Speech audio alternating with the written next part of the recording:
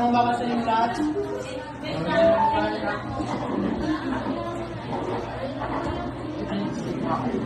Ang pangkaswal. Pero bago ang lahat, nais muna namin ipakilala ang aming sarili sa aming mga kapanin. Ako pala si Atina G. Balbuena. At ako naman si Gia May Plarica. Kami nga po pala ang pangunahing karuhan sa kwento. Kami po pala si Daniel. Maridel. Ang mga klase ni Gia at Atina. Ikaw po, tighawi na ito. Mga pala si Darko Estrada. Tighawi na ito. Pag kami may parayo ng Enero. Tapos, ang tagpuan ay dito sa silitaran ng Bitin. At ang oras ay tinatayang pagkatapos ng tanghalian.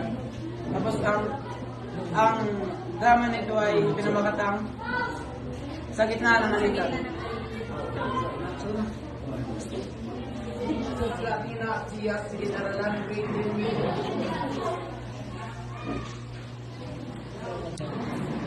Ano ba, Gia? Ang kulit mo.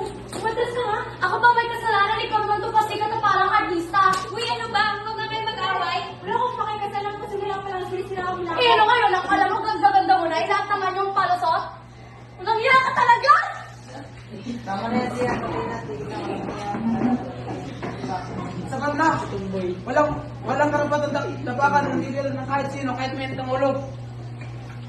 Atina, hindi mo kailangan ipal sa bahay ng may butang lang yung sarili. May ibang parang para manig ang iyong dangal.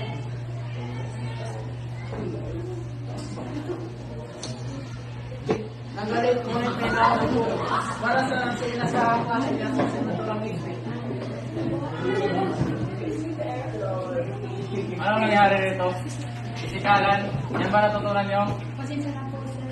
Dala lang po kami ng emosyon. Balik kayo sa mga buwan. Para sa mga bata.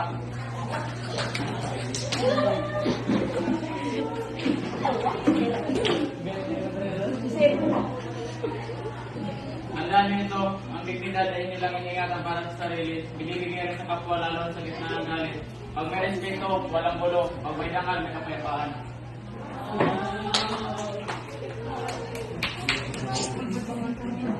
Kaya magkamay kayo at mag-usap sa nangyari ito.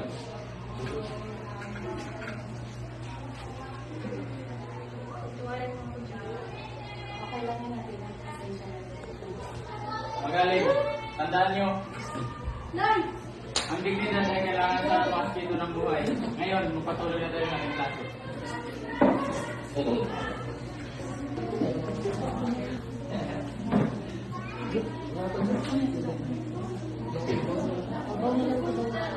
Trigo.